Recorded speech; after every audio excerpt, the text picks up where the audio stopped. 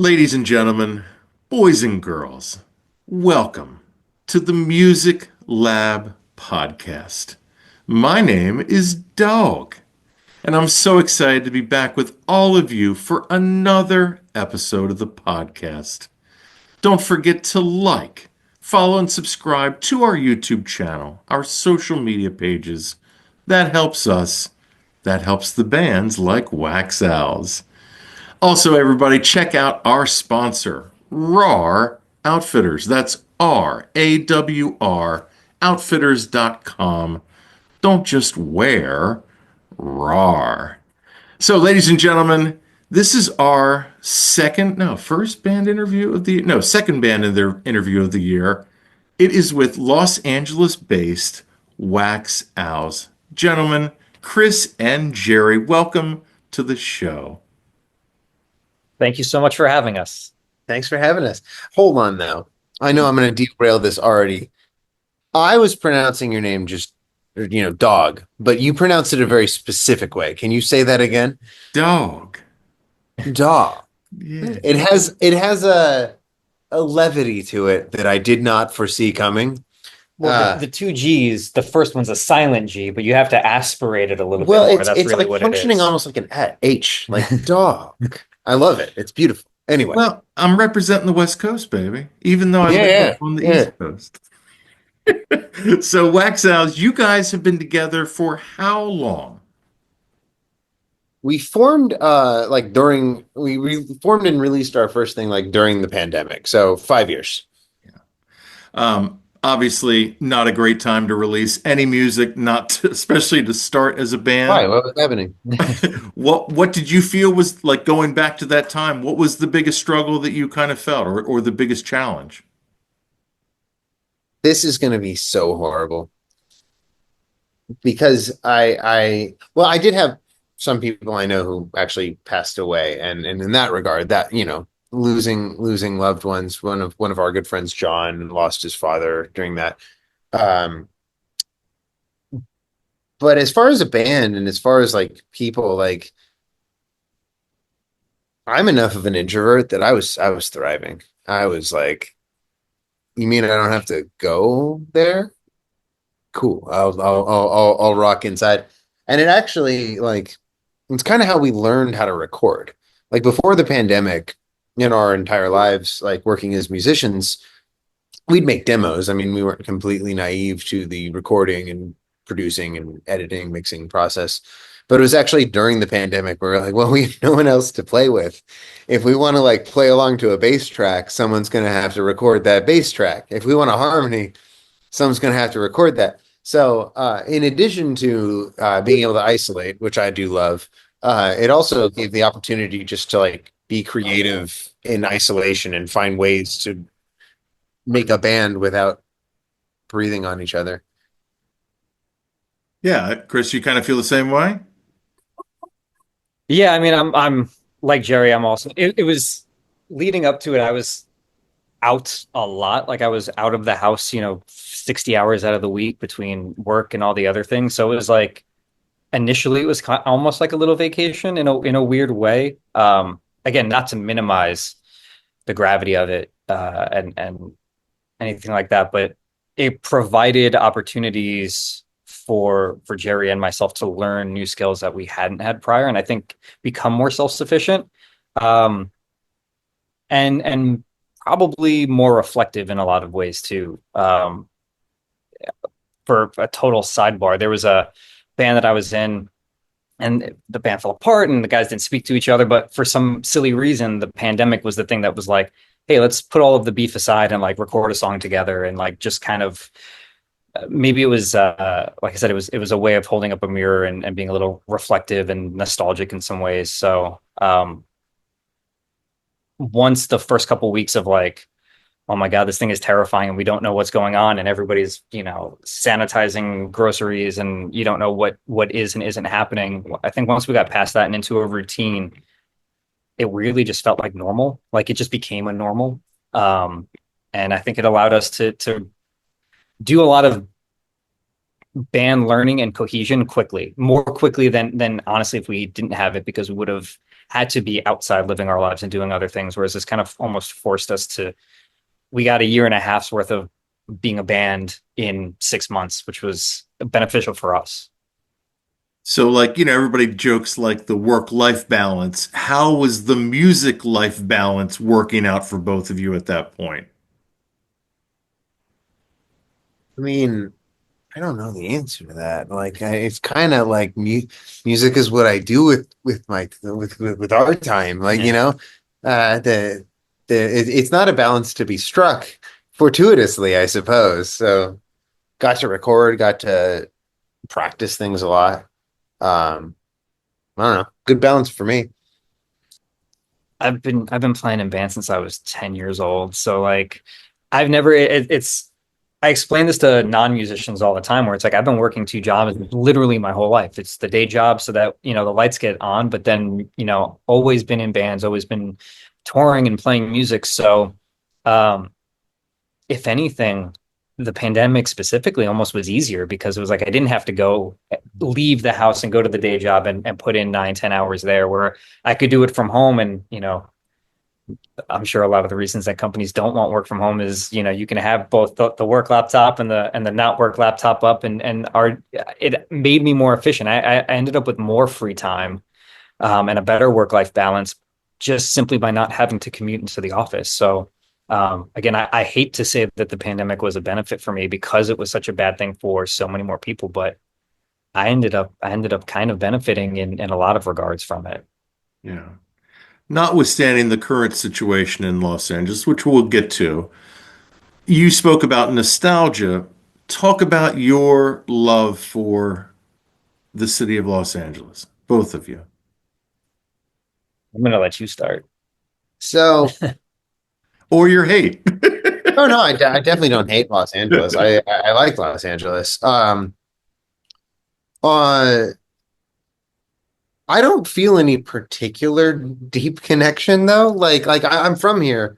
I'm from the Valley. So anybody who's listening is like, the Valley's not Los Angeles. The Valley's the Valley. It's the less cool off growth of Los Angeles. But I mean, I like how outdoorsy it is. Yeah, I lived for a while in Chicago, which I loved living in Chicago. Um, but it's so flat. And there's not a lot of things to do outside of the city. And a lot of the activities in the city, which are really well curated, are like, let's go to a bar and let's drink, or let's go to a restaurant, let's eat, which is nice. I don't have anything against that. I do like the easy proximity to so many outdoorsy things. And so, if anything, my feeling of connection to Los Angeles is like the connection to the things that are just outside Los Angeles, the Angeles National Forest and the beaches. And if you go a little bit north, you can get up to like some amazing surfing. So I feel more connection there.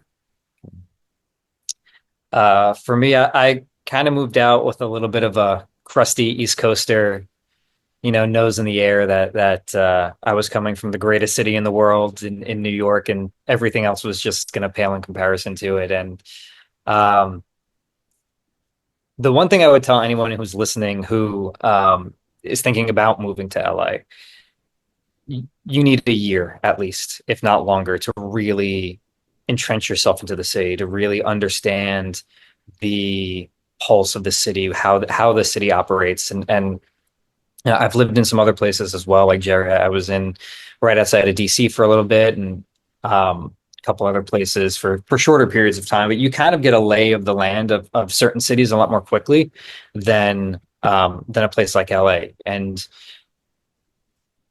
it really offers something different in every little area and every little pocket. And I think that's probably one of the cooler parts of the city is like you could be you can be on the west side, and that's where a lot of beach and surf culture is, and that didn't necessarily resonate with me as much as kind of being in the more like immigrant forward areas like Thai Town or Little Bangladesh and things like that. And I just think there's like the little community, the communities within the community are, I think, what makes LA a really special place. And I love the winter, but as someone from Pennsylvania, you can attest to this. Snow is cool for about 6 weeks, not 6 months or 4 months or whatever, whatever it ends up being. So I'm pretty happy not having to have my car starting for 5 minutes before I leave outside and shoveling driveways for one side of the year.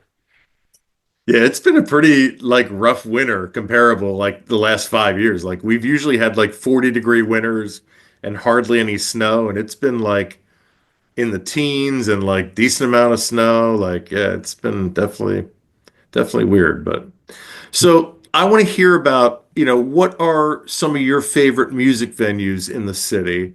And then on top of that, what venues really kind of reach out to like unsigned bands and allow bands like you guys to be able to play live on a regular basis?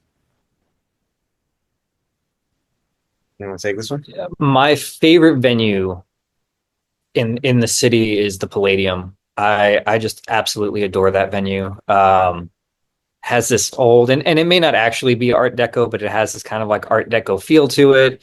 Um, I think the sound is really good, and I just there's some I don't like to overuse the idea of like the mystique of certain places. I think it's a little overblown sometimes, but to me, for all the venues here, there's some special sauce about that venue that when I walk in there, I'm like, I know there's going to be a great show. I know I'm going to see something really cool and it's going to sound great and I'm just going to have a wonderful experience. Um, the other thing that's wonderful about LA because of the weather and how the city is set up, you have a lot more outdoor venues. And I love the Hollywood Bowl. I think that's for the bigger venues. I think that's just such a cool venue. It's such a treat to be able to sit outside in the summer and like you have bands playing, the sun's going down, and um, those are probably my top two for bigger established venues for sure. I'll let you take it from there, and then we can talk about the local Wiltern, the venues. Greek. Those are the two best. Don't even listen to him. It's the Wiltern and the Greek. It's not The the Greek. Wiltern does the Palladium better than the Palladium could ever ask, and Nope. the Greek is more intimate. Although the Hollywood Bowl is dope. No, no, no critiques there. No, I'm kidding. I mean, I'm not, but I am. Smaller venues, the Echo, and not Baby's All Right. That's in Brooklyn, but the Baby's All Right of LA. Gold Diggers.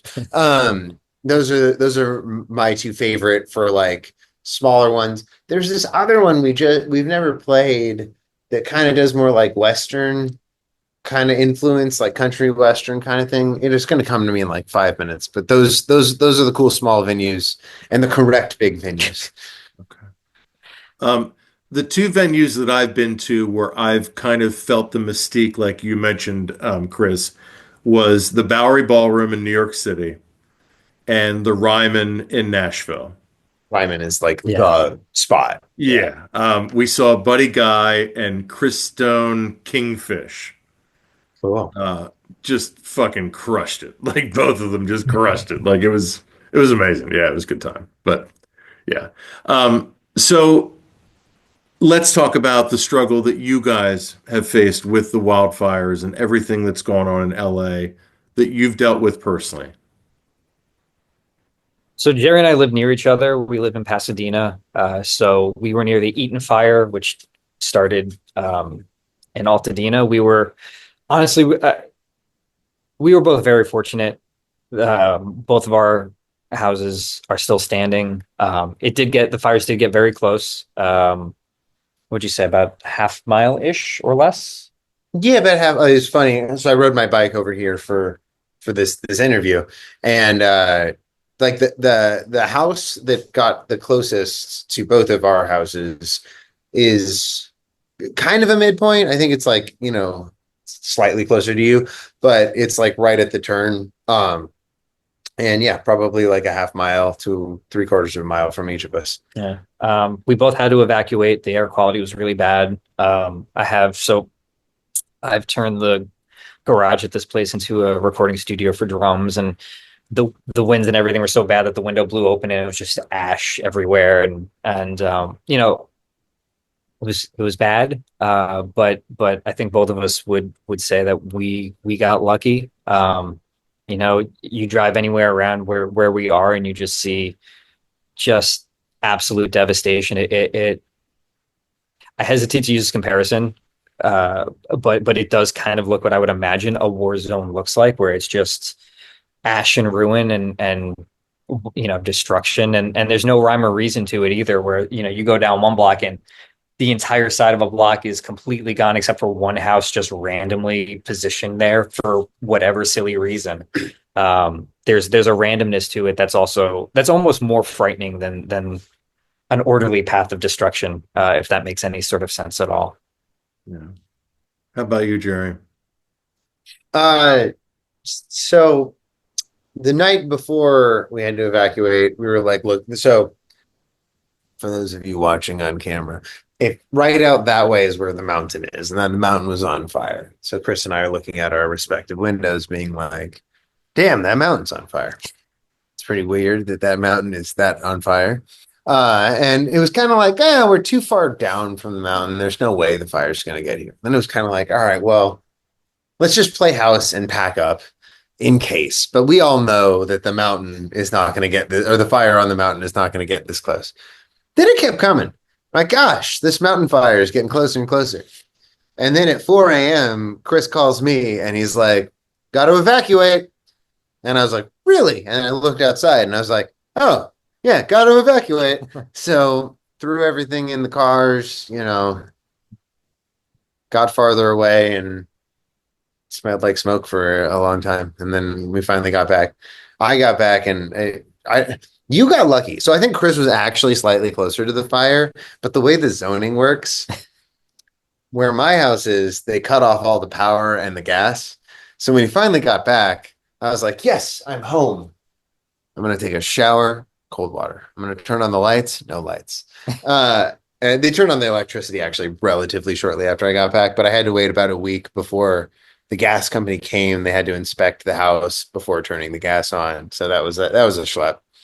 But, as you said, we didn't get looted, nothing burned. It's an inconvenient 2 weeks for us personally, but we're good. Other people have it much, much, much worse. Yeah. So, as the principal songwriter, do you feel like you could write the songs that you've written if you didn't live where you live?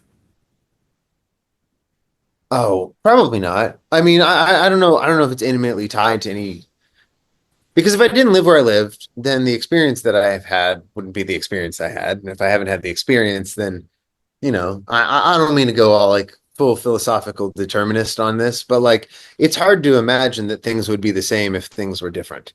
So, where I am and the people I meet and the experiences I have surely influence it. And I think sometimes even unconsciously, my least favorite thing to do is write lyrics. I hate writing lyrics. Like I care about the lyrics. It's not that it's not like, oh, it's the worst part of the song or anything, or the least important part of the song or anything. But sometimes I realize certain phrases are coming out at a greater frequency in response to things. You haven't even heard the song yet. The one I was telling you about. The chorus is I wrote today was I want to stay and help bear the load. I want to stay here and help bear the load. I'm just going to repeat on that kind of like a mantra kind of chorus kind of thing. Mm-hmm. And I was like, I don't know if I would have said those lyrics if I didn't have to evacuate. Yeah, I mean it's I mean you speak about your experiences, right? Yeah. Yeah. Huh.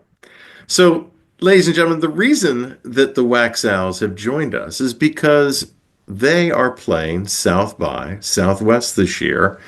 And as you all know, this will be our 8th time going down there. I found out before we started recording, this is your first time as a band playing, but you have both been there before, spend time in the city, correct?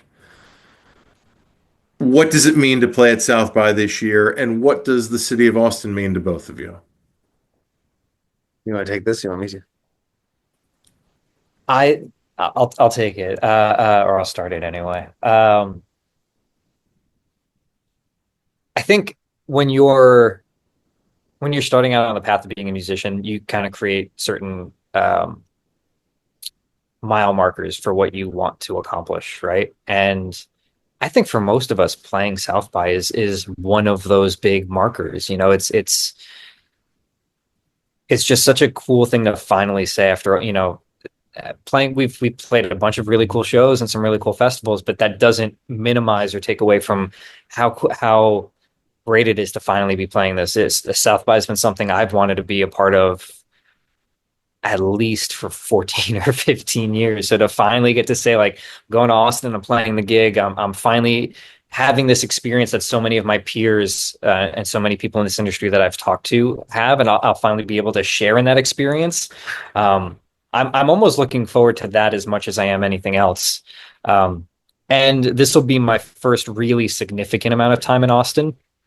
So I'm looking forward to that, other than kind of like the quick fly in and out. This will actually be like, all right, we're in town for 4 days, and I'll actually, again, kind of get to settle into the city and see more. And the guy who's going to be playing guitar for us at the show is a friend of mine, an old guitar player of mine from New Jersey, who moved to Austin about 3 years ago. So he's just super excited. He just, every time I speak to him, he's like, "Oh, I can't wait to take you to this place and eat this food and go to check out this barbecue joint, and we'll go to this brewery." And he's just like, he's almost more excited just to be the tour guide for the city for us than he is to play the gig, which is cool. I'm looking. It's almost like going to be like a fun work vacation. I can't say enough how happy I am to be a part of it and how happy I am to be able to have this experience. Yeah. What about you, Jerry? I love Austin. I got a butt tattoo in Austin. Uh, if that doesn't prove my love for Austin, there's this restaurant called. Sorry, he did not have that on his You did- interview you bingo didn't card see that today. one That was coming? not. You want to see it? Uh, there's this restaurant called Bangers. It's Yeah. like a sausage and beer. You know it? Oh, absolutely. On Rainy Street. Yeah. All right. So you know the logo? I That do, like, yeah. yeah, that I got that on. I got that as a tattoo. Wow. And they were like, "Hey, we'll pay for your tattoo and give you one free beer if you get this tattoo." And I was like, "You had me at I'll pay for your tattoo, but okay, deal." And so yeah, no, I mean Austin's a blast. You know, I've played a lot of spots, you know, like Saxon's is one of my favorite venues. I don't even know if it's there, but like Oh, years ago, yeah. you know, Yep, it's still there. Epo's, you know, famous spot. So I love going to Austin. It's, you know, it's weird. I had my first cricket. I went to a restaurant. They're like, "You want to eat some crickets?" And I was like, "No." And they're like, "You're gonna do it." And I was like, "Damn, I am gonna do it." And then I ate a cricket. Wow. Was it good? Did it taste like chicken? No, it was horrible. It was like I remember. I mean, I guess the flavor was probably fine, but the psychological buildup, like I almost felt um, like dizzy, like just like, oh my goodness, there's a cricket in my mouth. That doesn't make sense. It was ranch flavored. Of course it was. Austin. Oh, Brought to you by Lay's. Yeah. So let's talk about another granddaddy of the festival scene, Bonnaroo. You guys got to play Bonnaroo in 2022, correct? Yes. yes. I mean, talk about that experience, because that is a festival that I've not been to. So I would love to hear, you know, your impressions on that festival, playing it as well as being a fan. Oh, it was so cool. I mean, so first of all, we all thought I had COVID. I didn't. I just had allergies because Los Angeles, you know. But we like flew there and I was like, I don't feel so great. Like a whole night I was just kind of blowing up things. And I think everyone in the band was like, God damn it, we're not gonna get to play Bonnaroo. Like Jerry caught COVID on the flight over. And I got Claritin and it like completely I was like, oh, thank goodness. So there's that. But it was so cool, you know. Then the year we played had so many artists that we loved and a few artists that we love to hate. And so it was a great combo. Like we got to see Robert Plant and I was like, that's cool as can be. You know, Who else was like a really War on Drugs was one of my personal favorite bands. They were actually my favorite show of honor. So we got to kind of like bop around. Tool played, which I don't know if I don't listen to Tool too much anymore, but like in ninth grade, Tool was a pretty big deal to me, and like I still have that like nostalgia for them. Um, and then the show itself was really cool. You know, we played an official stage, but it was one of the smaller ones. And when we started, there's people there, but as we were playing, it kept growing, and that's just kind of a super rewarding experience. We got to see that picture, you know, we're like, let's check it, you know. So, real bucket list moment. Yeah, and the festival itself is just such a wild experience. Up till that point, um, did we do Peach that year? Was that Uh, the year that we had the canceled the shortened Peach set? Was it the Bonnaroo year? yes, that Yeah, was that okay. same year. So up until that point in time, I'd only performed at one festival, which was oh gosh, this the other one in Nashville. Now I'm just trying Pilgrimage? Pilgrimage. Thank you. My gosh. So we had done Pilgrimage, and that was an incredible experience, but the scale is just so much different when you get to something like Coachella or Bonnaroo. So seeing something at that scale was just everything. Oh, the whole experience was just really fascinating, and I feel like we learned a lot as a band and as people who run a band in terms of like how the industry works, how the festival side of the industry works. What? So what he's not telling you is two important details. Okay. Detail number one, they gave us jean jorts. And one thing we learned is on tour, clean clothes, not always easy to come by. But the real thing he's not telling you is when we played Pilgrimage, and this one's on me, and that's why I can say it. It's not on Chris, even slightly. I just figured if you're playing a big festival, you go to the festival and then you play the festival. So we drove up to the front entrance of Pilgrimage and we're like, all right, we'll hop out of the car here and walk in. So we get in the main line, like the regular entrance line with our guitars and all of our other equipment. Chris had his drumstick bag. And they're like, where's your ticket? And I was like, oh, no, I'm playing over there. And they're like, what? I'm like, yeah, well, I'm playing in 45 minutes. And they had no idea what to do. And they were like, you got to be kidding me.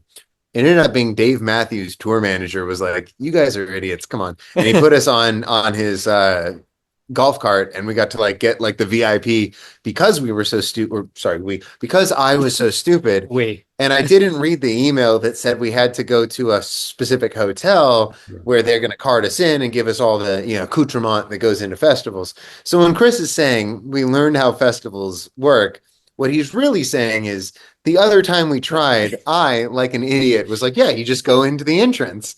Um, and this time we properly went to the hotel and did the check-in as recommended. So do you feel like Bonnaroo, like the staff there and like everyone treated you better than Pilgrimage, or was it about the same or No, I don't think there was a better or worse. I think okay. it's just it was I think because of the size of Bonnaroo, not just how many bands there are, but how many stages, how many people are. I think it's like 90,000 people going in and out every day, or some absurd number like that. They just operate on a different level, and their checks and balances are such that they almost idiot proof it for you, where it's like, okay, you have to be here at this time, then you go to here at this time, then you go to here at this time. Whereas um, Pilgrimage has a little bit more of a DIY, like you're hanging out with your friends kind of Is that vibe. true, or did we just F up and they had to DIY with us? I'm I'm not sure that I think we just messed up so bad that I like said it, therefore it's true. they That's thought how it was I'm that's how I'm hilarious. They're like, you just showed up into the tour, like the stage manager was like, you walked in the front entrance? Yeah. And they let you in? I was like, yeah. What are they gonna do? Be like, so I don't know, shut up. That's something special right there. Yeah. yeah. So I want to know for the two of you, being musicians, like how do you like to listen to music? Uh, I think we both At a reasonable volume. yeah, at a reasonable volume. But the start of this answer is going to sound bad, but I promise it isn't. So every year when Spotify does their like Wrapped, right? I will always have like the absolute lowest number of hours or minutes listened to relative to like my peer group. I have friends who have 50,000 minutes plus 100,000 minutes plus, and I'm sitting here at like 8,000 minutes. Um, Part of it, I think, is because we listen to so much music that we're working on, whether it's our own projects or artists that we are, in Jerry's case, producing, in my case, recording drums for, or playing shows for as hired musicians. Um, the other aspect of that is Jerry and I early on in this project made it a point where we have to listen, and not like a forcible thing, but we want to continue to listen to music that is being modern music created by young, fresher artists. It's really easy as you are in your 30s and older to just listen to music that you listened to when you were in your teens or your 20s. And kind of thumbing your nose at everything new as being not as good as it was back in the day. And I think we both think that that's kind of maybe this is too strong a word, but I think it's a facile way to appreciate music. Mm-hmm. And I think it kind of leaves you stuck in a certain way as a musician. I think our process should always be you're never done growing as a musician. I will never be a finished product as a drummer ever. I will always be looking for things to get better at, things to improve, new things to learn. And I think generally speaking, we lose our curiosity as we get older. And it's a thing that we've kind of instilled as something we want to stay curious about new music. So I don't listen to as much music as maybe I used to or as I'd want to, but I'm trying to always listen to new music and new artists. In terms of the how, I listen for the vocal melody first, and if that's the thing that hooks me in, then I kind of listen to the song a second time, and I do sort of the second and third pass of a song is a little more academic, where I'm kind of breaking it down and going like, okay, what are the drums doing here? What's the progression? How's the song moving around? But my first listen to a new song tries to be as non-musician as I possibly can. I want to just know if I enjoy it or don't enjoy it, just as much of a clean slate as you possibly can. But I think you'd agree, you can't always turn it off completely. Yeah, the analytical part comes and goes. The best moments, though, are when it's not analytical. Yeah. And I meant to like how like when you listen to music, how like what is the best way for you to listen to music? Like is it in the car? Is it on a speaker? Is it headphones? Is it, like when you're on the beach? Like where Car and headphones for me. I love listening to music in the car.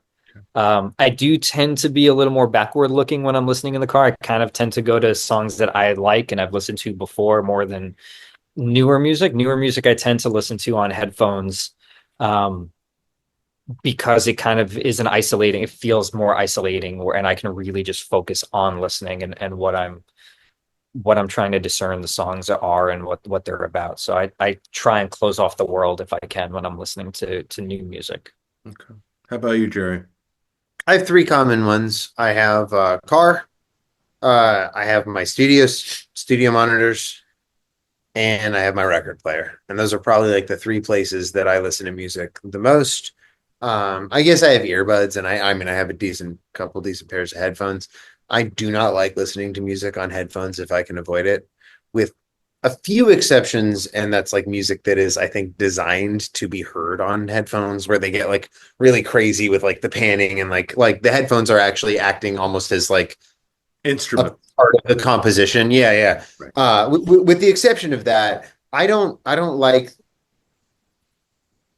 the disjoint of the closeness of sound relative to what I'm seeing in the room. Chris can attest this.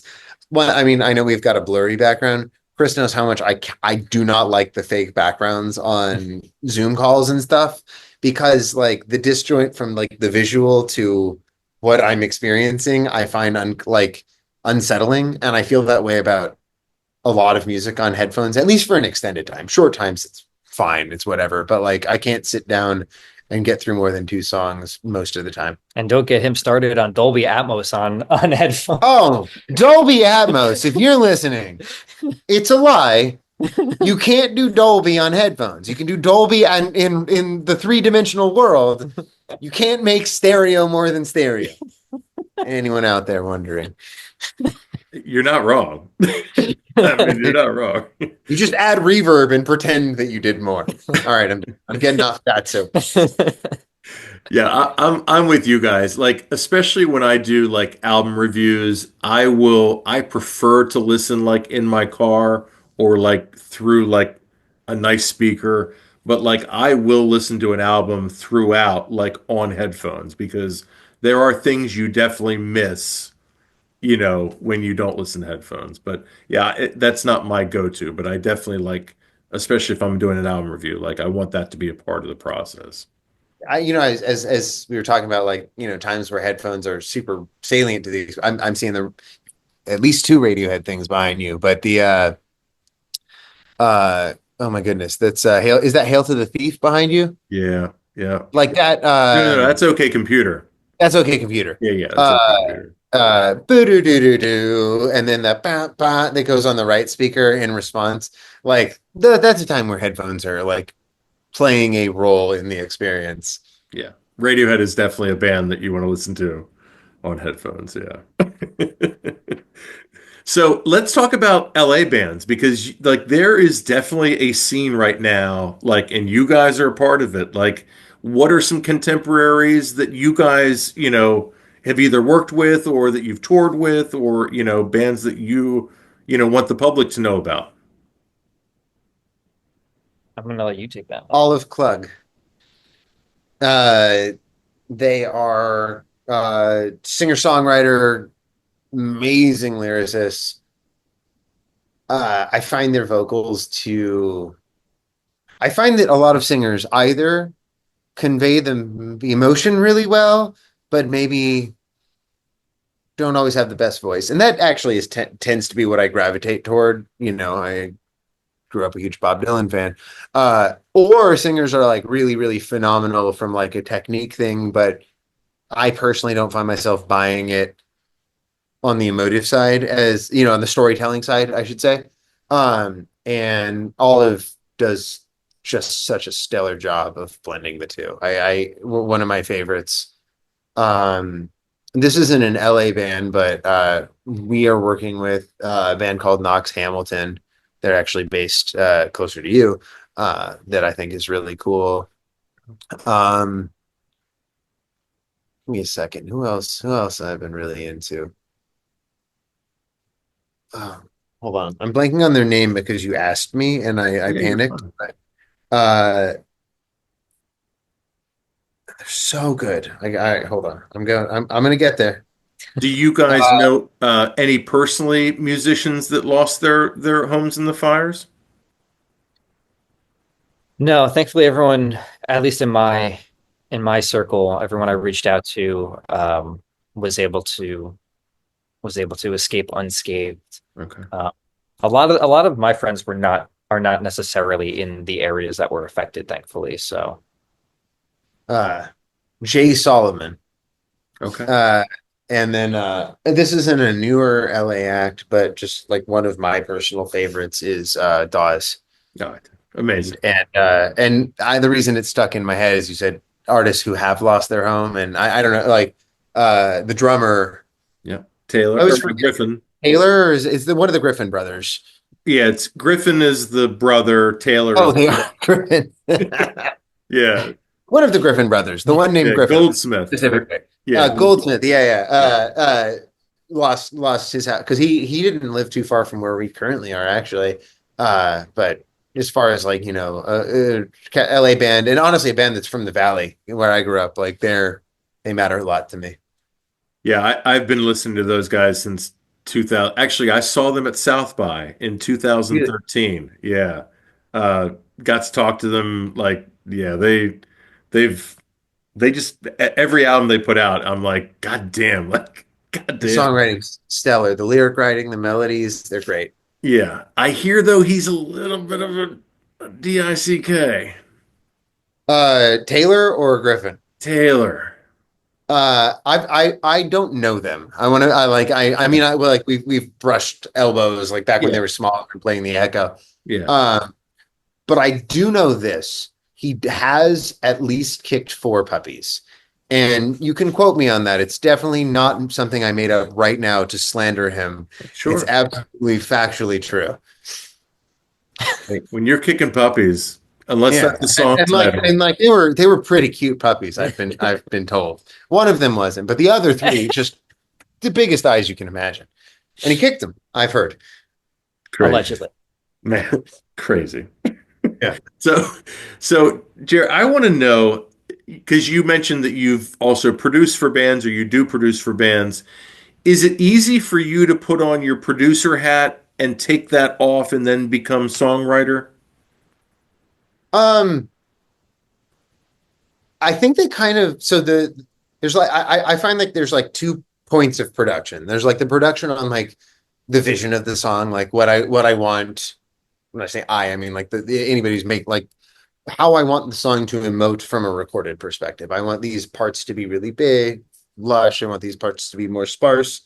And then there's the producer part, which is just like, was that a good take? Did that take emote? The first part I actually think goes hand in hand as I'm writing. Like I'll be imagined like Chris knows this. So I'll be like, okay, so here's the thing, but imagine that like there's a third above going, and like and so that like I think is actually like when we talk about song, I think we're thinking of the song as not just being the lyrics or the lyrics and melody, but like the orchestration and accompaniment. That one goes hand in hand. The was that a good take? Like, were you in time? Did you emote? Did it feel good? That one I have to completely take the producer hat off while I'm recording. And what I'll normally like for a vocal, I'll I'll do like 10 takes or sometimes more because I'm not that good at singing. But also because like if I am editing being like, yeah, I hit that note or like, yeah, that one had the emotion, I'm never going to get a good take. So when it comes to the actual recording, I'll just do it and like be very uncritical and be like, probably there's something in there. Tomorrow morning when I have coffee, we'll find out. And so I definitely split those up by days. Okay. Do you feel like that's kind of like, and like at what point in your life did you kind of figure out that's the best way to do it? Um, during the pandemic. Probably right. Yeah. Like I say, because before then, everything that was being recorded that we were making was for a demo. So like if something wasn't right, we'd be like, well, we'll get it, when we go to record. But during the pandemic, it was like, no, this bass line stinks. Like I'm not feeling inspired to like lay a drum beat on top or lay, a guitar part on top or what have you. And so that definitely got like, oh, you got to split it up. Um, and I like the morning for the editing phase because although I am something of a morning person, I'm not as judgmental. And so I'm a little more reactionary. And so instead of me going, did I sing that note in tune or did I sing that note in time? I'm a little more like, oh, that felt good. Or like, oh, that was a really cool fill instead of like, did you nail that triplet? And I think that makes for a better final, like more musical product. Yeah. So when you guys are playing live now that you have, a decent amount of songs like under your belt, does the set list matter to you or is it more kind like is it planned out in advance or is it more of a spur of the moment thing or how do you treat your set list when you guys play? This is It's all you. funny you said that right before this call. We were working on the South by set list, so it's a pretty aptly timed question. No, live show matters. Live show matters a lot. One of I think the benefits to Jared and I having been musicians for a long time and having a lot of different live experiences is we have slightly different approaches for what we want the live show to be, but combined, I think they create something unique. So everything is planned out. We talk about the set list beforehand because I want to make sure that we're maximizing the songs we want to play, that they make sense in an order together, that Um, we're cognizant of singing and not putting like the three most difficult vocal songs back to back to back. Not just for Jerry's sake, but for Shannon and everybody else in the band, because there's 3 or 4 part harmonies, so we want to make sure that everybody that the vocal strain is kind of spread as well. But I also like, it's almost like creating spontaneity that's not spontaneous. So we talk about building in moments in the set that are moments that are either moments where we can have a jam that's kind of prearranged, but what happens in that jam section can be new every time. Or there are a couple songs. So I guess to peel back the layer a little bit more, a lot of some of the songs have backing tracks because, like you said, on our before the call, we have horns as part of the production on songs, or we have multiple things, and we want those things to be heard live, and it's just quite frankly financially not possible to go to South by with 5 musicians plus 3 horn players and a cello player or something like that. So we try and stay true to being an organic band and making sure that what you're hearing is actually what's being played. But there are certain things that we want reflected, and we think they're important parts of the song.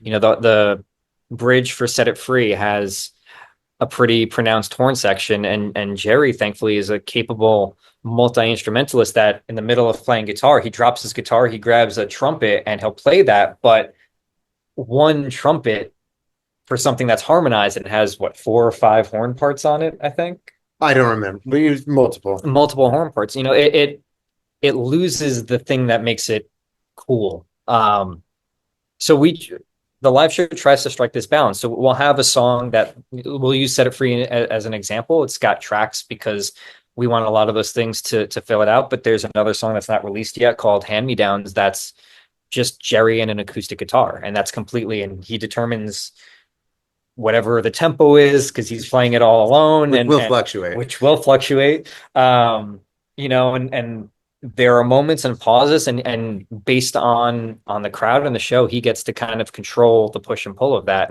And I think that makes for a special live show. I think anytime you can have the songs represented in the way that you want them to be represented, but also have a bit of leeway so that you can adjust and account for the room, account for the audience, account for trying to make each show a little unique. I think that's the kind of needle we're trying to thread for the live show. Mm-hmm. Yeah, absolutely. So when you guys is there, let me see how I can word this. Are there songs that you've not released yet that you're playing live? Or I guess like maybe the one song that you haven't released yet that you're playing live that you're most looking forward to, putting out there for the world to hear. So for South by, we're playing 3 songs, I believe, that are not released. 3? I thought it was 2. Lawyer. Oh, we're playing 3 songs that aren't released. Oh, right. Okay, yeah. cool. You knew the one that I wasn't thinking of. Very good. Thank you. I think part of this is recency bias, so I'm gonna claim that as it. I'm most looking forward to playing the one of the 3 songs that we've never played live at all before, which is one of the newer ones. That we finished because it has a cool drum part. It's also because it has a cool. Let's call it like it's the cool drum part, and he's gonna get to do it. It's a cool bass part too. I think the one I'm most looking forward to playing live is that one. It's called Say Your Prayer. The one I'm most looking forward to seeing the reaction to live is the one Hand Me Downs, which is Jerry's kind of solo moment. I think I just think there's something special about the song. There's something special about how it resonates. And I think after having, X amount of songs, 5, 6 songs in a set where you've got a full band and at different times some backing tracks with horns and strings and stuff, having the show go from here to this really small moment of just one person with an acoustic guitar in their voice, just sets up it creates a moment on its own, but then it sets up the rest of the set in um a really memorable way. So It's a great dynamic. Yeah, definitely. So how about you, Jerry? Honestly, I think Chris is really excellent at the MDing thing, and so uh, funny enough, the song I'm not funny enough. The song I'm most excited about to play is the one he also talked about as far as new ones.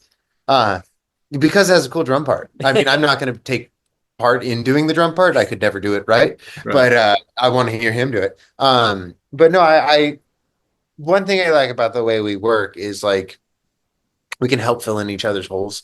And Chris is just really excellent at being like, how do we create moments? How do we have the set and the motion of this show kind of ebb and flow in a way that's going to be captivating and diverse yet coherent. And so I usually rely on him to come up with a lot of that stuff. And then if there's too many hard songs to sing in a row, I'll speak up and be like, hey, I need an easy song.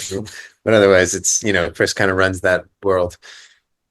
Do you guys mind that everybody films you for everything now? Like when you're on stage, or does that not bother you? doesn't bother me. Jerry and I in a when we were kids, we played sports, and the one part of that I bring in I know where this is headed. with the film study. Yep. Yeah, yeah. The one part for me is I look at that as like an opportunity to do film study. Like, how can we get better? How can the live show get better? Are there things that when we're playing, we're just not paying attention to because we're playing? You can't at all times have eyes on the audience or have eyes on what's connecting with people, what's not connecting with people. So, um, yeah, it doesn't bother me. And I don't, to be clear, I'm not viewing that in like this really unhealthy thing of like, oh, Jerry made a bad note or Chris made a bad note or whoever made a bad note, like shame on them. It's really trying to look at it holistically and be like, okay, we had somebody film song A and people were doing this. Cool. That means we have something there. And then song B, there was a lot of this and a lot of looking at phones and a lot of not paying attention. So it's like, okay, is it the song itself? Is it how we're presenting the song live? Is it where in the set that song is doing it that's kind of causing it to not land in the way that we want it to land? Because we're obviously playing songs that we're excited about and we want to perform for people. But if it's not resonating with the audience, how do we figure out what the disconnect is and why that disconnect is happening? Yeah. Fair to say, Jerry? I'm just happy that people are paying attention.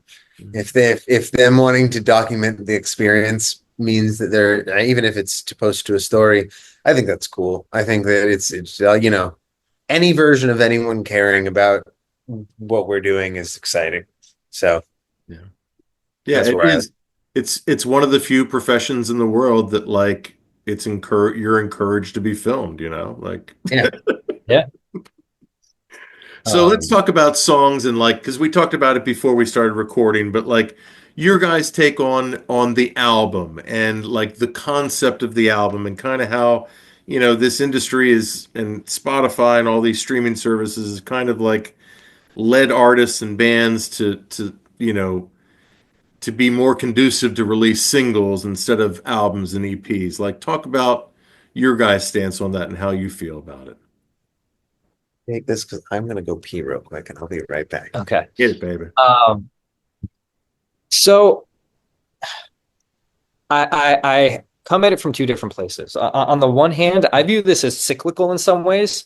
Anyone who knows the history of the music industry and recorded music, singles were what the industry was founded on in the 50s. And, prior to the British invasion, albums were just collections of that artist's singles up until that point. So that's kind of what the industry was founded on before let's call it the mid 60s, and then you had the height of the album in I would say the mid 70s when you had like Yes and ELP releasing these kind of big prog double album masterpieces that were financially successful at a time. No other point in history would they have been financially successful. So on the one hand, I view it no more as just a cycle, and I would not be surprised, and whether that's Gen Z, Gen Alpha, rejecting Spotify or rejecting some of this to lead us to a place where albums are in vogue again. I don't know if that's going to turn, I'm not really sure how that's going to look, or what that looks like. I mean, we've been seeing this for years where vinyl records have been the best form of physical media in terms of sale. So there is a market out there. People are buying albums. The album is not, despite rumors to the contrary, the album is not dead. Rock music is not dead. These things still exist. I think the downside, I think the downside to singles, or the downside to sort of the streaming platform and the Spotify thing, is what you started to see more in movies, in the streaming platforms for movies, which is like, once it gets pulled, where can you find that thing again? So if Spotify decides that this indie artist X is only pulling in 1,000 streams a month, and they decide that they want to save their servers some space on their server, so they're going to pull everybody who has less than 1,000 streams a month off the platform. I think that's potentially pretty damaging to artists. I think the noise of having 50,000 or 100,000 new songs released a day, is potentially damaging, even though I do think there's more avenues for people to discover smaller artists. There's actually a study, I want to say it was done in Italy, where, and it was recent. This is from the last 6 months or so, where they actually said, we've scientifically proven, for however they use their metrics, that because there's more information available and there are more genres available, and all of this, that there's actually a constricting of genres, that more genres are sounding the same and less unique because people are hearing from all these different things. And to trick the algorithm and to get all this stuff, you have to basically hit these metrics. You have to kind of become a slave to the algorithm. So what a folk indie artist might have been doing 20 years ago, and the music they're exposed to 20 years ago, it might not, is more than likely not the same what they're exposed to now. So they're pulling in more influences from, let's say, modern pop music or hip hop. So you're seeing this blending of genres to the point that there's almost a sameness. And I think that part of it is unhealthy. How And could that be quantified? I don't remember all of the. That seems like so like subjective to like define something as being same or different. I will try and find Yes, the article, because I'm it was fascinating, and I don't want to misquote them, and I don't want to misrepresent what they're doing. Yeah. We get the general idea, though. Yeah, definitely. Yeah. They were essentially saying that jazz and classical music are the genres that have, for the most part, seen the same level of creativity and newness that they always have, whereas everything else has created a bit of sameness. Now, maybe that was like, I'm so skeptical on this study. I mean, it could be. Look, it could be. Send it to me. It but could honestly, be total. It could be total. No, like I want to read it. I'm just Um, because you can start defining things as being same or different based on like your biases, and then be like, Sure, but let's just say hypothetically, and I'm not saying this is part of the study, but hypothetically, let's say that for the last 10 years across genres, verses have tended to be 30 seconds, and the first chorus hits at this time because you want to get to the chorus within the first 30 seconds to trick the algorithm to keep people engaged because of that. yeah, That it might be, but that's one like that's the one blues. metric. That's the blues. Like how same is the 12 bar blues? We had a whole like 20 years where all of the songs were 1 4 1 5 4 1 turn around, and like I mean I love the blues. This is not a lock on that, but like you define it harmonic. Not that major songs, they aren't harmonically homogenous as well, but I don't know. I want to read this. I'm interested. I think also too that I've noticed is bands now are like top heavying their best songs. Like, so for example, like if it's a 10-track album, the first like four songs are bangers. And then like, it kind of like where it used to not be that way. Like, some albums, like the last song was the best, song of the album, right. yeah, I rarely see like, and again, I've been doing like album reviews now for like 3 years. Like I always feel like the last song on the album it shouldn't be the best song, but it should be one of the best songs because that's the lasting impression you're leaving with the listener if they're listening to the entire album. And oftentimes, what I found is like the last songs are usually not even like average songs. Like it's almost like they're thrown away, like Yeah. so. I don't know if that's just a trend or if it's just, happenstance or whatever, but Look, it would make sense if you're trying to trip up the algorithm, your best bet is to have the ones that people are going to want to hear up front. right. And if you're doing, what has been in vogue, which is a waterfall style release, you might have three or four songs and singles released before the album even drops. So you want that familiarity to even boost the streams of the album. Oh, right. You order the album in response to the waterfall. Yeah. That would make sense. Yeah, it's fascinating. I don't like the business model, but like again, like we talked about, it's almost like you have to play the game, you know? Yeah, and I think again, maybe I'm naive. I think there's something to the cyclical nature of these things. I think in our lifetime we will see album the album structure come back in some way, shape, or form. I don't think it's a relic of a bygone era. I don't it may not look like what it was when we were younger and where, with I mean shit. I was going to, whatever record store 2, 3 months before release would come out and put $3 down to reserve my copy of a record so I got it on release day. Those days are gone. Um, Yeah, but record stores are. yeah, because record stores are. But like the idea that like you would only hear the one single and you like there was this fear that a record would sell out on release day. So you had to reserve a copy of it to get it. I think that's gone. But I think it just takes it's a copycat industry. I think it just takes one artist or two artists to be really successful with an album format. It's probably going to be maybe not a true legacy artist, but like if Billie Eilish is a legacy enough at this point artist, she has enough cachet that if she wanted to drop an album and release it in a more traditional, 20, 30-year-old mentality of an album, I think if she does it and then you have another artist on her level do it and a third artist, I think then the suits go, oh, well, they proved that it was successful. So now let's try this with some of the smaller artists. But aren't they all releasing albums? Like Taylor Swift did Dead Poets is like that is happening. And the smaller artists aren't getting that.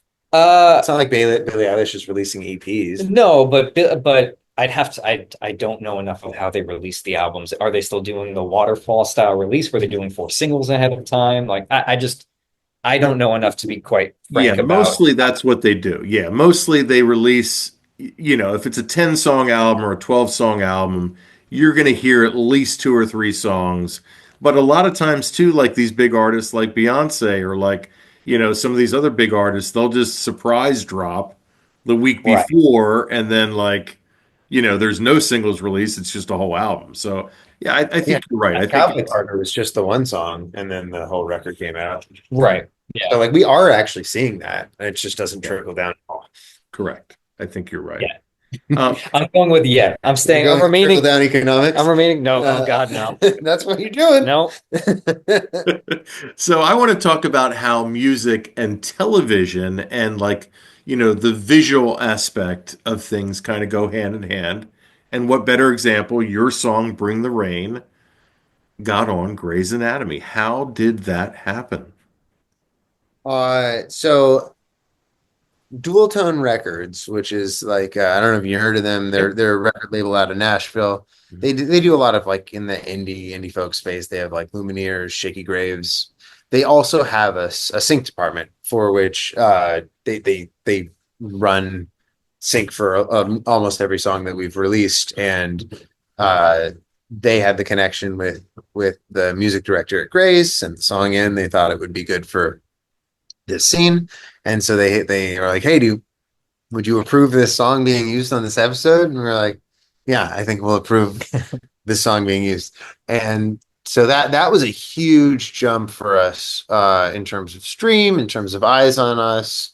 That was really cool, and we ended up kind of forming a bit of a relationship with one of the writers on the show. And so although they have not used another song, she's always hitting us up, seeing if like we've got any new material. So knock on wood that there'll be another one of those in the near future.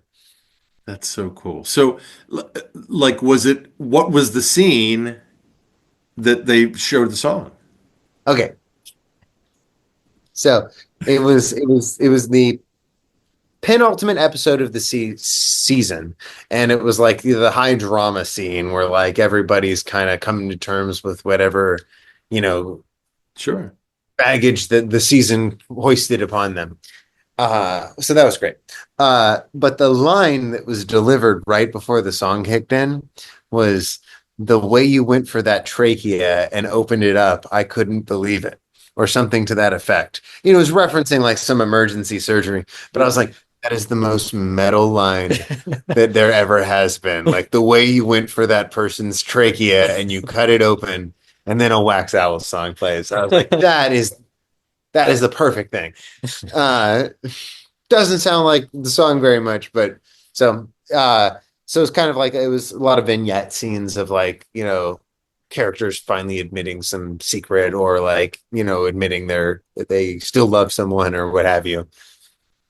Yeah, Well, I I think there mean, was a it's I based think there in was a Seattle, breakup right? scene. Yeah, Yeah, yeah, which yeah. Bring the Rain, Yep. fortuitous right there. Wasn't part of the plan, but I don't mind that happy accident. So at the time, like, would you have said like that was the song that like would have been picked for a TV show? So no, but because we've had a few others in like smaller, like Set It Free was in a smaller indie film, as was Sacrifice. Um, but when I show Daniel is the guy who runs like the sync department at Dualton, and I always send him songs. And his reaction to that was like, "Oh, this one's like gonna do it." I don't really know why. I mean, as we've gotten farther into that world, I now have maybe a little bit of a better understanding. I think, I hope. I probably don't. But anyway, his reaction was like, "Oh, this one we're gonna get placements for," and he knows that world, and I don't really know what about it fit, or especially at the time, I didn't know what about it fit the bill better than other songs, but it worked and it was pretty cool. Yeah, I'm fascinated by that, like how like these television shows do like comb through like, millions of songs to come up with like what's going to fit with those scenes, that's yeah. If I had the answer to that, I would have had so many more syncs by now because I would just do that. Right. Um, It's like playing that certain tone that like people like just gravitate toward, like yeah, yeah. I yeah. mean, I think there's attributes that increase the odds, but man, if I had that down to a science, I'd have a whole side project that would just get synced and it'd be like, great, we funded everything. Yeah, yeah, yeah. So I want to talk about three particular songs, and then we'll talk about some other stuff. But the first song I want to talk about is off Cowboy Cologne, which I found out is an actual plant, right? That's kind of cool. And you like you find that like on your daily walks, or it's like in your backyard, or what do we got here? It very well could be in a lot of people, like in Southern California's backyard. It's not in, well, I don't have a backyard, and it's not in Chris's backyard, that I know of. But it's a kind of sage that grows naturally and primarily on like in the mountains and the hiking trails, and it's kind of got I mean, it smells like sage with like a lemony kind of overtone. It's a delightful smell, and it's everywhere. It is very easy to find, and we thought it would be a cool like, kind of has like, it's kind of a silly phrase like cowboy cologne. It's got the alliteration. One does not typically think of cowboys as having the most desirable musk, so like it kind of had that kind of like spaghetti western humor to it, but it's also like a subtle reference to Southern California, which is where we met and where we make our music, and home. Um, uh, Home base at least. And so that's why we named the record off that. We thought it had that dual meaning and it was cool.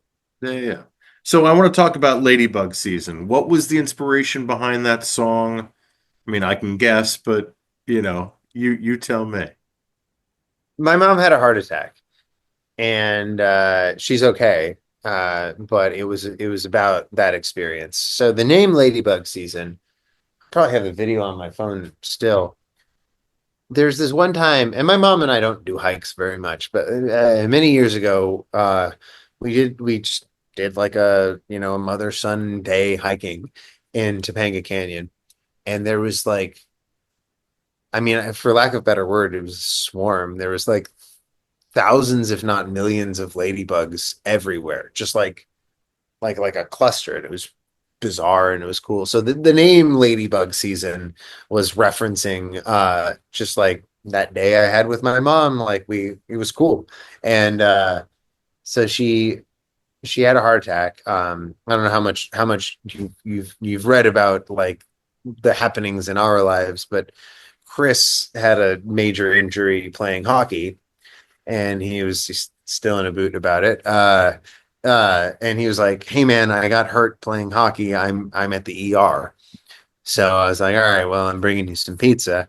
And so met him at the ER, and I can't remember now if it was my sister or my dad who called first, but either way, I got a phone call while at the hospital saying your mom's having a heart attack. We're going to the ER, different ER, mind you. LA's big. But and I was like, oh, Chris, I got to go to the doctor. And so it was just kind of about that experience. I ended up being the one who spent the nights in the hospital along with her. Um, Kind of just being support, kind of just being like a mutual panicked person with her, but trying to keep her calm. And so the song's, about wanting to be with people and appreciating being with people, and also the fear that we all have that we're inevitably going to lose people. And how long ago did that happen? That happened November of 23. 2023. Chris has been slow on the recovery. But yeah, no, like the end of 2023. And so I wrote the song at the top of 2024. How about By My Side? What was the story behind that song? So that's calling back a little farther. Um, that song was kind of an homage to friendship, and the idea of just finding purpose alongside someone. Like I don't think for me, in my experience, purpose and meaning of life has ever been anything other than the relationships I've had with people.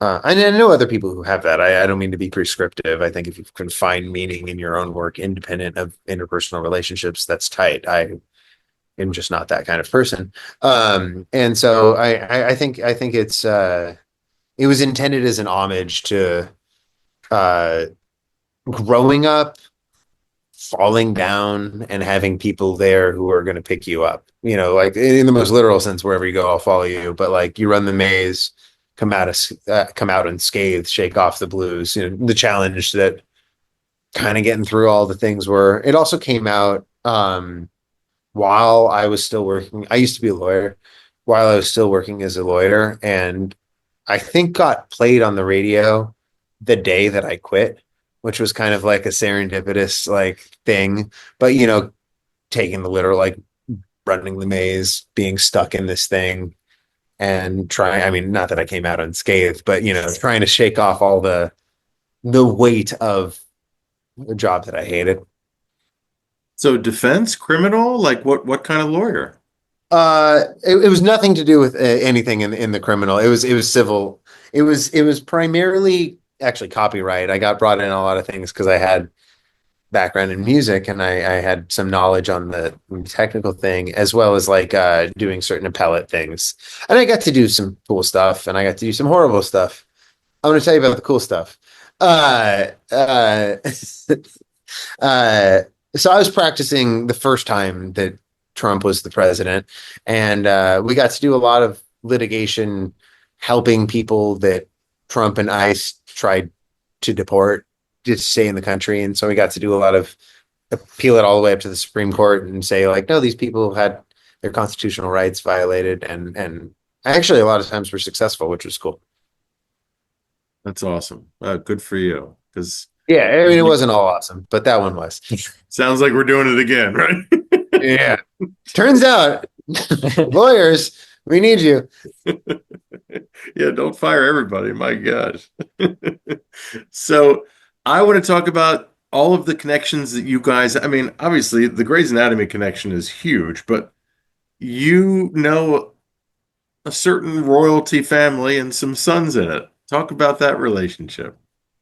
So you are, of course, referring to the royal family in London. And Chris is actually was so the Queen of England had an affair, and I mean, I can tell them. So Yeah, she yeah. had an affair, and Chris had to be raised, out of the United Kingdom for want of that, and so that's our connection.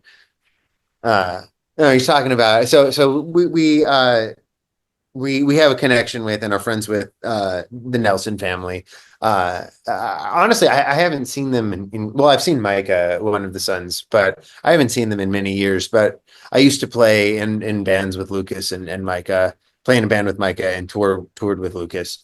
Um, and And Willie. got to play get gigs backing up Willie and alongside him. And so we're going back to Austin, Luck family reunion, gonna say what up. Haven't gotten to see them in a while, so that's pretty exciting. Yeah, I can tell you the Luck reunion, it really is. It's something else. Like it is something to experience and like I hope you guys just have the best time. It is awesome. So I think I was texting Micah about it just yesterday, and he's like, "You're not going to expect what it is," and I was like, "Really?" Because it's on Willie's property, right? yeah, like It's like old it's about ranch. 45 minutes west of Austin and it's like in the hill country. I mean, like you're in the middle of nowhere. And Yeah, like I've been to that house. Like I've stayed at that house a couple of times, but yeah, I can imagine where they would put the festival in that house. It's a huge property, but it's been so many years. I'm so yeah. excited. They have a saloon, they have a church, they have like a general store there. Like it's yeah, Want to hear a story about that saloon? yeah. Pendergrass Saloon. So, so Willie is good friends with Woody Harrelson, and so one time I was staying at his ranch, and I like I said, I'm a little bit more of a morning person than the other guys in the band that I was playing with at the time. So I got up. I'm walking around Willie Nelson's property. When else am I gonna get this? He's got like horses everywhere, and I go into like I'm walking through it. So it's this ghost town. And when I say ghost town, it was like part of a movie set. It's not actually a ghost town, but it looks like a ghost town. So it's got this like old timey church, this old timey place. You said the general store, and we're talking like 8 a.m. And I walk in, and Woody Harrelson and Willie Nelson have been playing poker all night, and they're still up in this old timey fake saloon with horses and hay everywhere. And they're like, come on in. And I was like, what? That's actually the end of the story. Nothing exciting happened other than I was like, this is surreal. Yeah. So in that church, I saw Jenny Lewis perform. That's And at the cool. time, Bill Murray was dating her. And Bill Wait, what? Murray, yeah, Bill Murray and they dated for a little bit. I forget what song she wrote that's about him that, obviously like, it's covertly about him, but yeah, but like he was hanging out like in like the part of the like I was probably like 15 feet from him. Like I was kind of like freaking out inside, but like, not every day That's you get to see Bill Murray. yeah. I didn't know there did. I mean, that's cool. Jenny Lewis is so cool, and Yeah. that little church is something else. I think it still has like Willie and Bobby Yep. sister on the side. Yep. Yeah. Yeah. And then they set up like this huge tent as well. And so that's where like usually that's where we saw him play.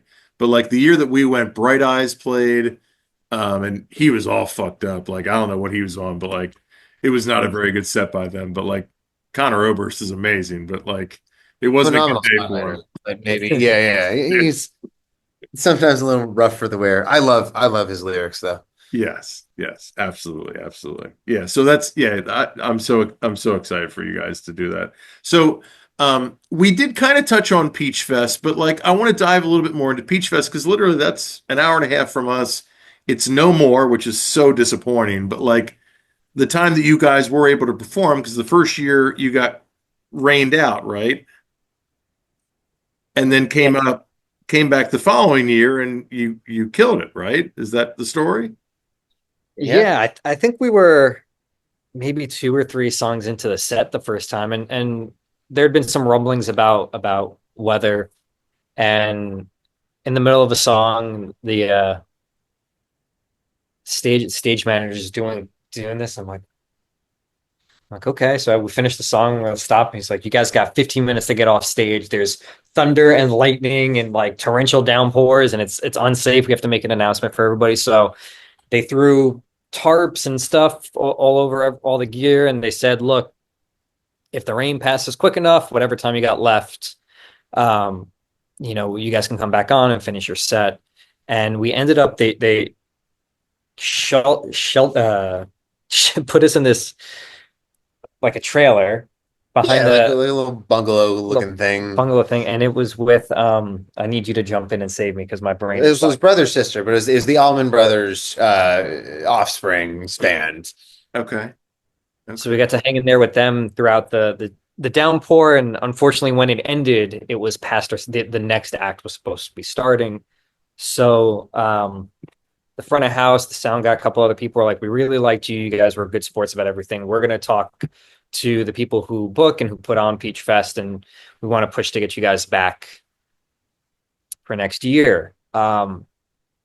Year passes, we get there. Thankfully, no inclement weather for our set. We go up, and it was similar to Bonnaroo, where it felt like we had a pretty good sized crowd, and then as we were playing, more and more people came up, and I want you to jump in with some of the other stuff that happened because again, you've got a better memory for some of this. But what was cool was afterwards talking to some of the people who were in attendance, and they're like, "Yeah, we saw your abbreviated set last year, and we come to Peach every year, and when we saw that you guys were at it again, we made it a point to make sure that we were coming to see the rest of your set."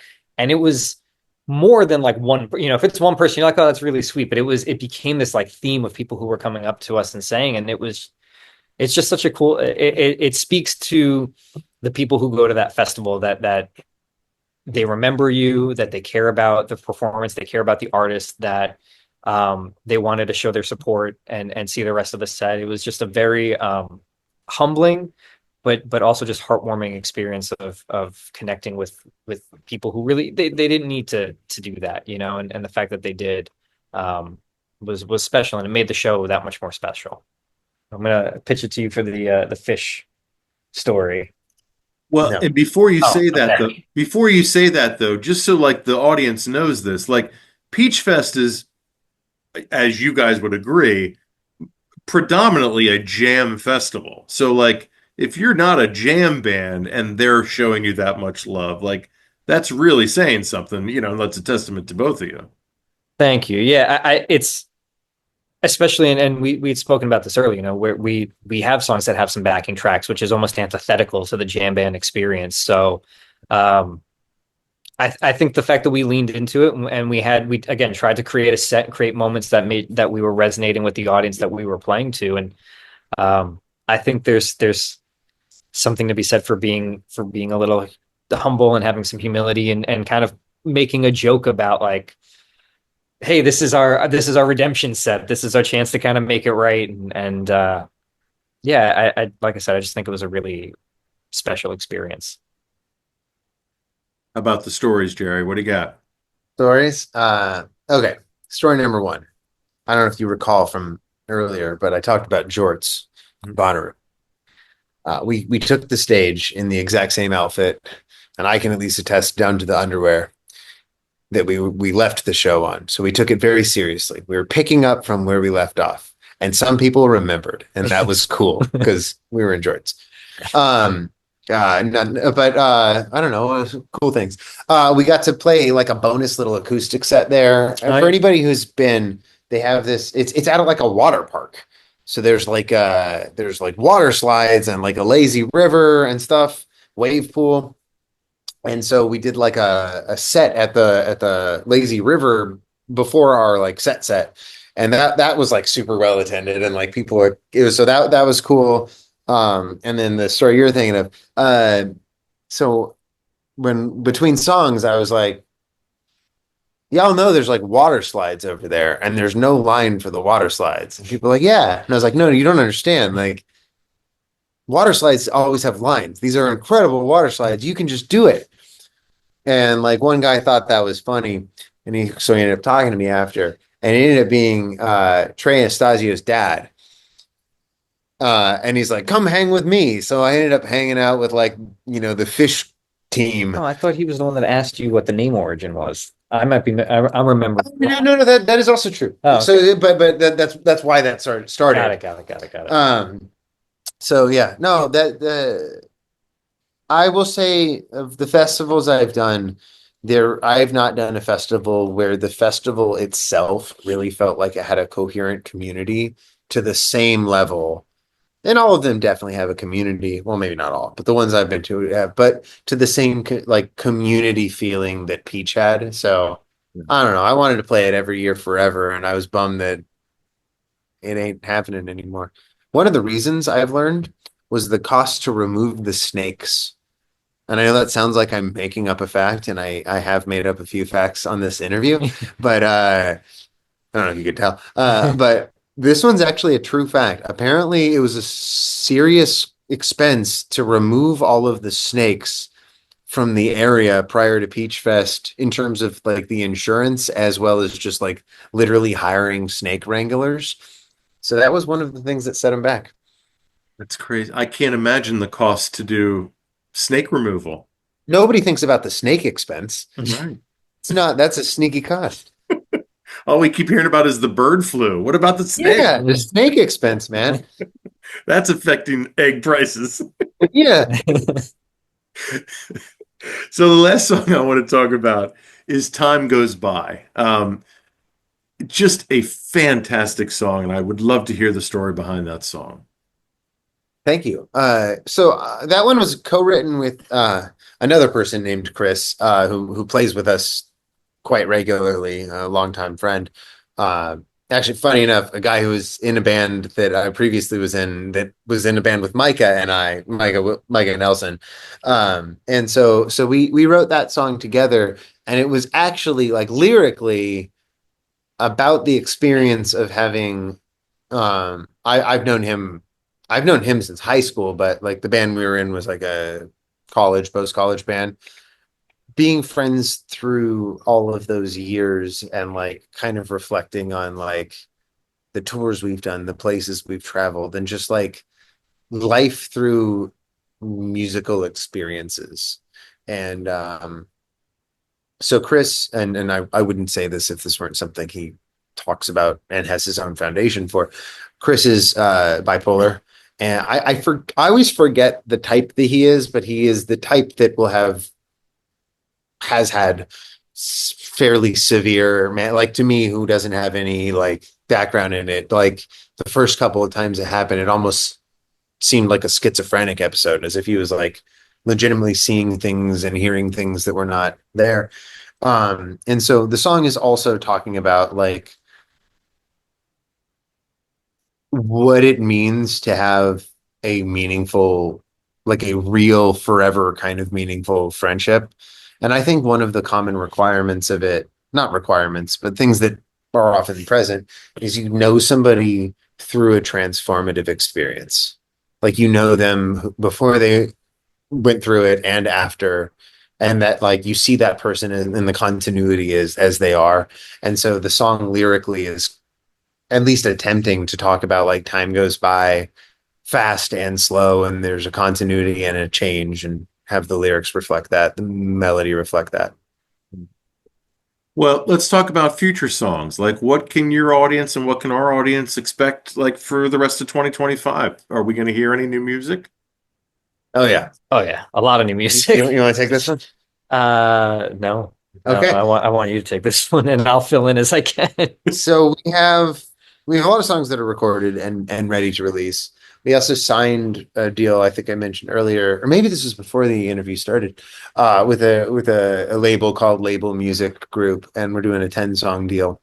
And so they have like a pretty aggressive timeline, the way it's like they break it into 4-week intervals. Week number 1, we write and record 3 demos.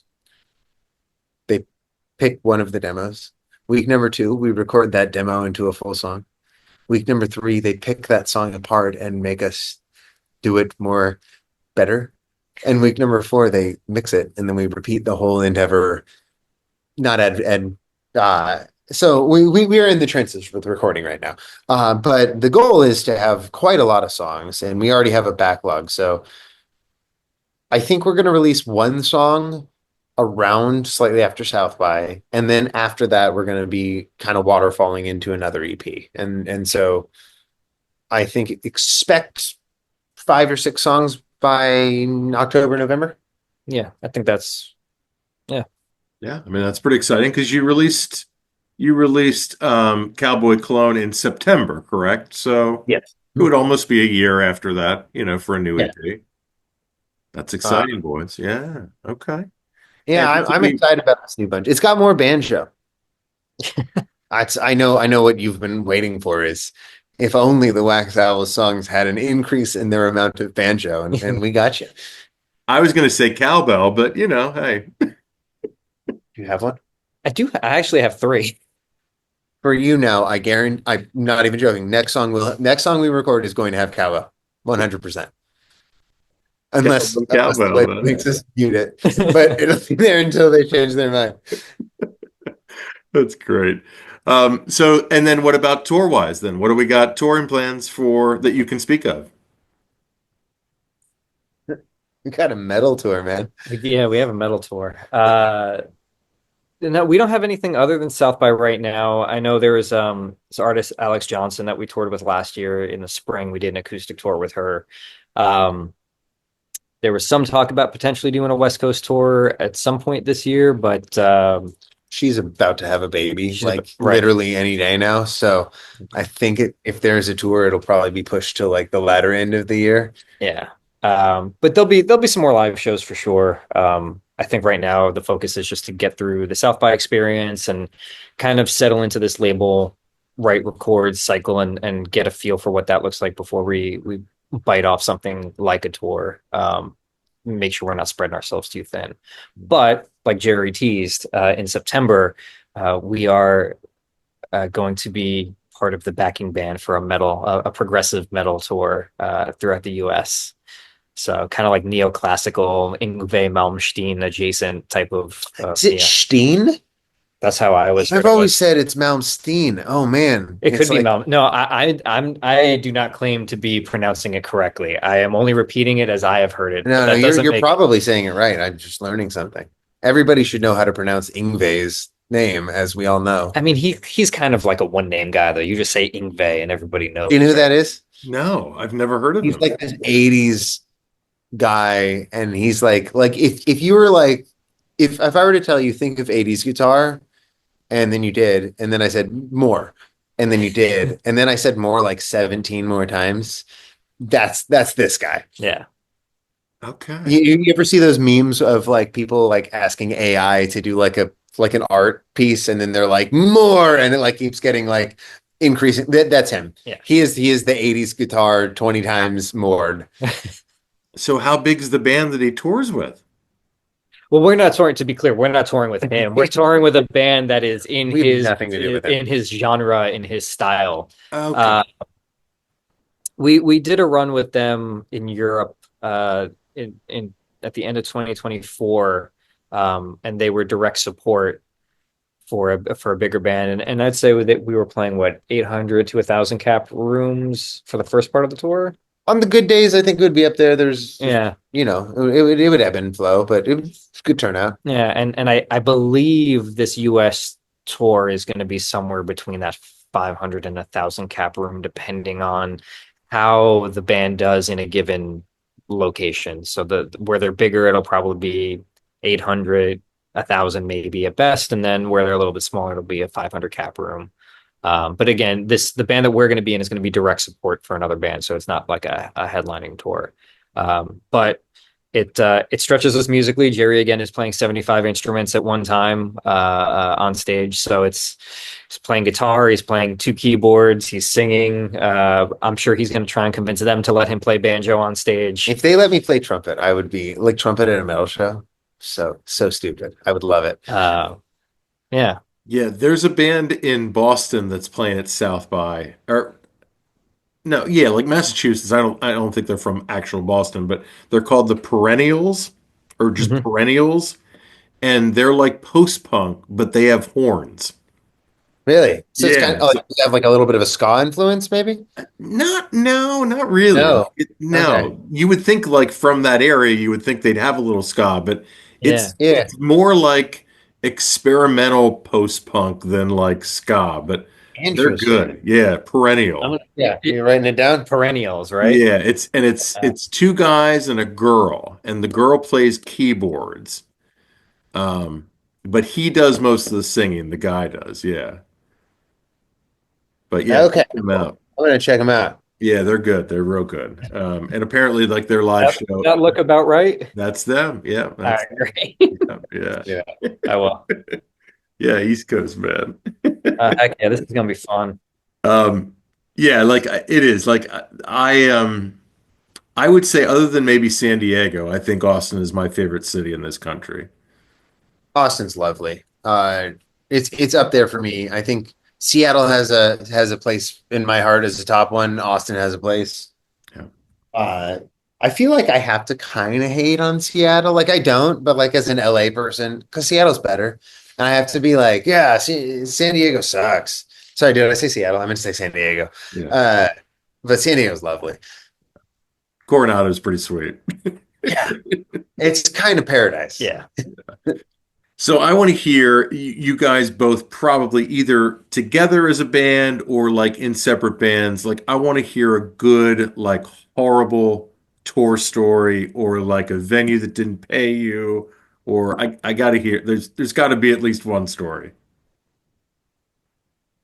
I was doing a tour, and I was supposed to be direct support. The band that I was in was supposed to be direct support for a band that was on a label, and they were supposed to be doing X, Y, and Z and all this cool stuff.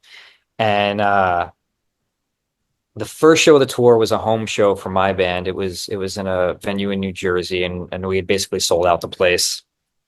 And got a call from their management that they they didn't make their flight. We're like, all right, well, that's a weird thing to not do. Because LA to New York is not there's 100 flights a day. So it's not like one that if you missed a flight, you can hop on another one. And I don't think they were playing until like 11 p.m., like plenty of time for them to fix that situation. But whatever, play the show. The next show was in Philly at either the Grape Room or Johnny Brenda's. I can't remember for the life of me now. But we get down to Philly and no one's there. And we're hearing, and the management just keeps giving us like, oh, they didn't get they got into town, but the rental car broke down, or this happened, or that happened, whatever. Nobody shows up for this gig. We played the show to an empty audience, and this was like show two of a 10 or 15 day run up and down the East Coast. They never left LA. They never got on the flight. They never came out to the show. So we had to either cancel or play a bunch of these gigs to essentially no one because every day they were just canceling on the gig and whatever people bought the tickets because they were the headliners. So we figured they were going to, we had never played this band I was in, never played Tallahassee before, never played, a couple of these a couple of these places before. So we were kind of anticipating they were going to draw people. So we played, we ended up only playing about 60 or 70% of that tour and played to a lot of empty rooms a lot of the time. And that was not a fun, it was not a fun tour to be a part of because it was something that was out of our career. It's not like we weren't messing up on this one, but yeah, that was one of the more lame situations that I've been a part of from a touring perspective, touring story. So I kick it to you. Excuse me. Honestly, Peach would have been a good one. Yeah. There's a storming way to get off stage. I mean, gosh, there's so many. This one's not really a bad one, but I think it's a fun story, so I'll tell this one instead. Yeah. It was the first show that I played with Willie Nelson, and it was a smaller show. He's got a house in Hawaii, and we were out there kind of doing a warm-up run, and at this like small venue, kind of like not exactly a secret show, but secret adjacent kind of show. And he comes out. He doesn't have a set. And he gave me like 30 songs to learn. He gave us 30 songs to learn. and he goes at the time, and I love country music now. At the time, I was not like that well versed in this. And he goes, "This next song's called Blue Eyes Crying in the Rain," which, if you know country music, you know Blue Eyes Crying in the Rain. That was not on the list of songs that he sent. And then he goes, "Don't worry, it's in F." And he just starts playing it in E. So I go, all right, I'll do like the little whittly woos in between. Like he'll sing a line, I'll do a little lick in F. Do it. Horrible. And I'm like, what? All right, you got this, Jerry. Sings another line. You know, again, one of the most iconic country songs. Another horrible notes, like not even approximately good notes, just absolute butt of notes. And I did the only thing I could think of, which is I pretended my guitar broke, and I spent the rest of the song pretending to fiddle with the guitar cable and the amp and the guitar. The guitar was working perfectly fine, and I just sat out the song. So that's mine. So what years did you play with Willie then? What? Oh, this would have been like 2011, 2012. I mean, Okay. it wasn't like I was touring like all year round. It's these Right. one-off shows here and there, but Yeah. those couple of years. Okay, because we saw him in 13 and 17 at Luck. And then when he toured Farm Aid and came to Hershey, Oh, nice. Yeah, we yeah, saw him yeah. then there too, which was actually probably the set at the second set at Luck was probably the best.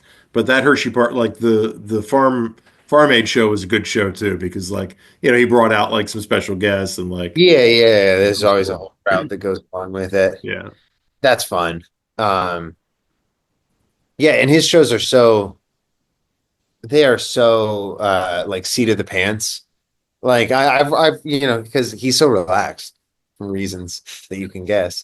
He'll just be like, "Yeah, I'm gonna do another chorus," or like, "Yeah, we're just gonna extend this bridge," and like he did, mamas, don't let your babies throw up on the cowboys. And I swear to you, sometimes he'll just switch, like, grow up to be cowboys with throw up on the cowboys because he just doesn't care. It's so much fun playing. Yeah. It's I mean, you're in rare company, my friend, to be able to play with Yeah, that guy. but Like, it was very lucky. yeah, it's awesome. Well, guys, I appreciate you taking up your Wednesday night with me. This was awesome. I cannot wait to see you guys at South by. I wish you all the best of luck, the trip down there, and then yeah, let's hang, man. It's gonna be a good time.